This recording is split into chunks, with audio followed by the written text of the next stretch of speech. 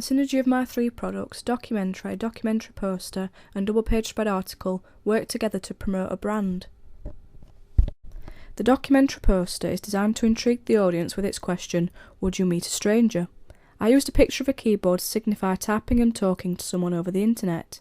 I wanted to erase letters and numbers from the keyboard and add the question on the keys instead, to make it look professional and add a creative and different effect to the poster. The text was bold and in capitals to make it look dramatic, but also serious. I wanted the audience to be drawn to my poster and be interested in it, so they will want to watch the documentary. The documentary poster will be plain and simple, not particularly informative. There will be just the sponsor and the time, day and channel on it. I was also creative with my documentary poster, as Bentley's theory was that creativity is the making of the new and the rearranging of the old, and my poster was the making of the new. On the other hand, the double-page spread is the more informative ancillary product. Institutions target audiences through mode of address. The producers of a media text make certain assumptions about the audience and use this to their advantage by portraying reflections of this in their texts. I portrayed my documentary as a serious issue and used facts and figures in my double-page spread to advertise it to an older generation, whilst the poster is more aimed towards the younger generation, as it is dramatic and simple. The narrative in the actual documentary itself is an attraction for teenagers, as the main characters in the reconstruction are teens. It is also an issue directed at teenagers. However, my documentary also appeals to the older generation, who are parents of teenagers, as they will be interested in the issues affecting teenage lives and how they can stop problems involving the internet happening to their children. The double-page spread was informative and professional on the aspect of internet dating, tackling the issue seriously.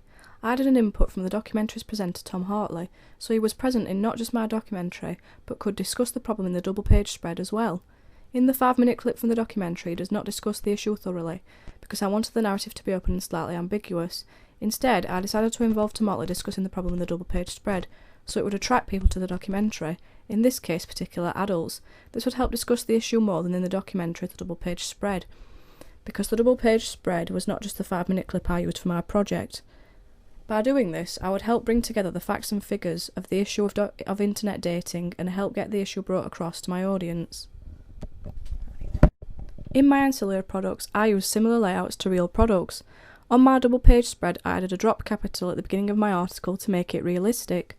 I also added the name of the magazine it was published in at the bottom of the page, to add to the realism.